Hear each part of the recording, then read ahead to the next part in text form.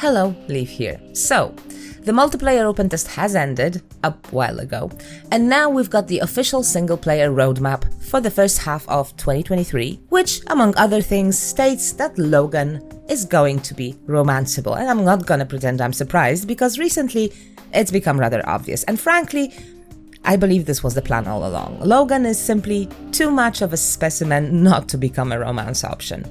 But just because I'm not surprised doesn't mean I am not happy. I am. But that's not what this video is about. The video is actually gonna be, again, about Fang, because in the April update, we read that new romance stories will be added, including Fang's.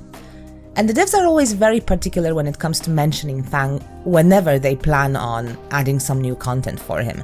And it's no secret that he's getting a special treatment, which is something I am very excited about, because it's literally the first time when the character I am instantly drawn to is also the dev's favorite. I am happy about it because I'm guaranteed to get plenty of quests while pursuing a friendship or a romantic relationship with him. I do feel bad for those who are interested in less popular characters, because the devs were clear those characters are not gonna get as much content.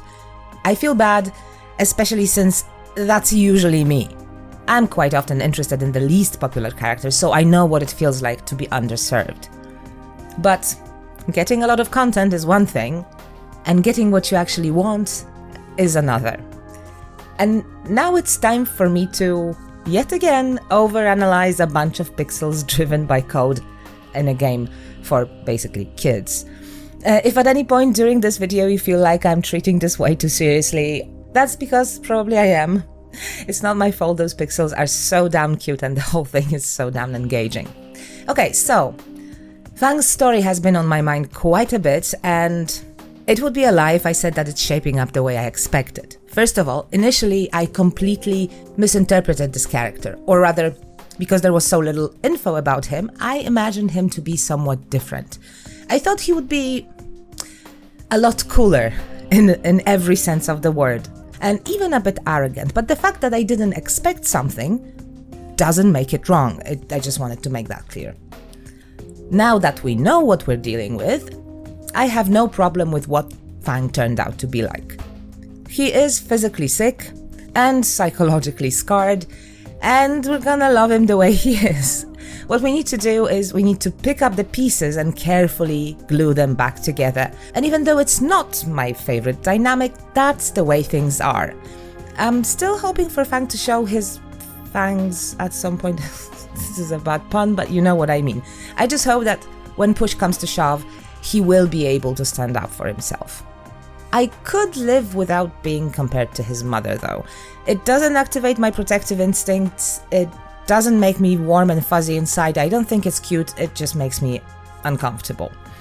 But since Fang's relationship with his mother is supposed to be the only good relationship with another human being he's ever had, so be it. I can understand why he reacts like that. Basically, Fang has a very limited set of reactions to the world. If something reminds him of his mother, it's good.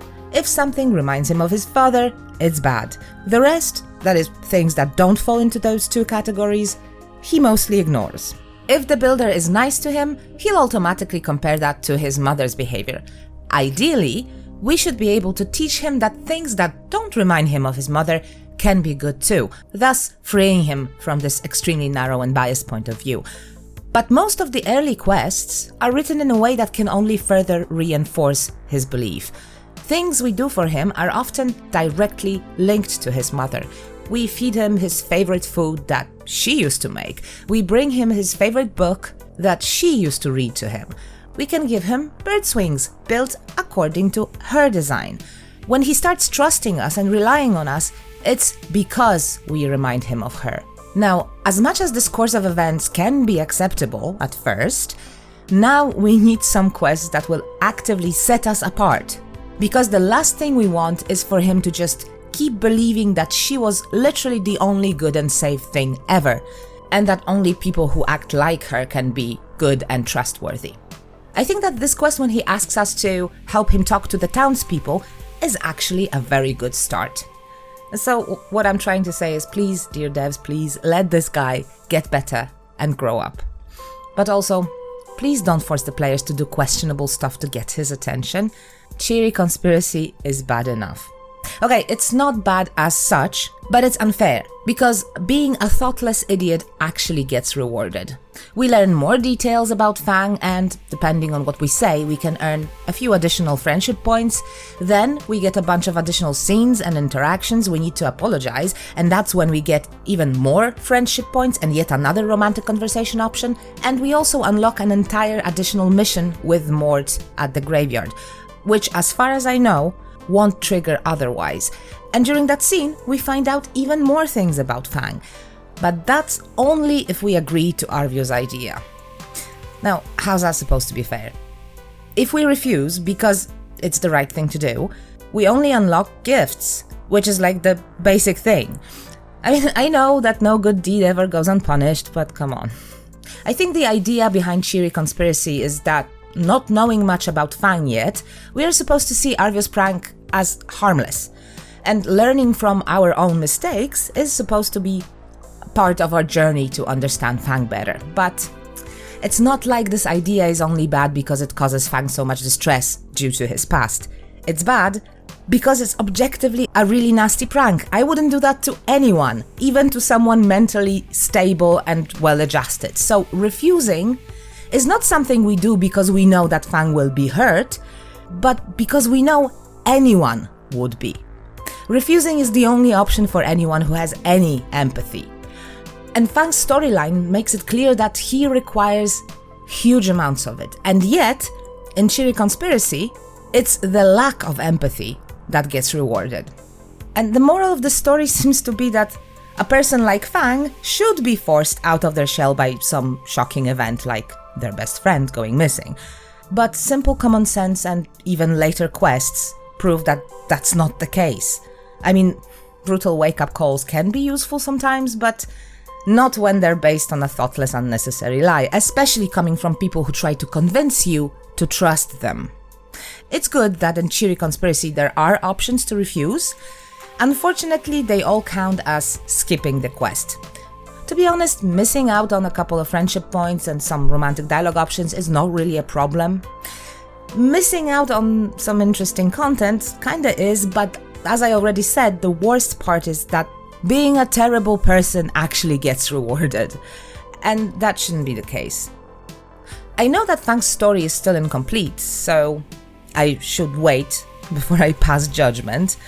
It's very unlikely that we can get additional way to complete Cheery Conspiracy without willingly participating in Arvio's plan, but I honestly hope that there will be a way for us to learn the stuff we missed out on, maybe in some future quests. Currently, Fang is romanceable and he will accept the hard knot and go on normal dates without much fuss. But we know what he's like. And I strongly suspect that once his story is complete, it will either be more difficult and take even more work for him to agree to a romantic relationship, or he will at some point try to back out of it. It's basically a trope, there's no way for things to go smoothly. Judging by the drastic differences between what he says during play dates and what he says during romantic dates, it's obvious we're still missing a lot of context. So there's definitely some trouble ahead. And what I'm kinda afraid of is yet another Cheery Conspiracy type of quest that will again revolve around tricking Fang. I honestly don't want that. I really feel like lying to him and coming up with dishonest ways to get what we want would and should only make things worse. I can't wait for the rest of the story, but I truly hope that elaborate tricks or lies won't have anything to do with it anymore, or at least not as the only way for us to get optimal results. You don't build healthy relationships on lies and tricks. You just don't. Okay, so that was me complaining a whole lot. And it's not like I'm trying to say devs fix it, because I am not making this game and it's not my story to tell. I still love those characters and I'm going to accept their story, no matter what it turns out to be. And I am crazy invested, in case you haven't noticed. I can't wait for the next update. I'm insanely curious. Those were just my personal thoughts on the matter. Okay, so that's it for today.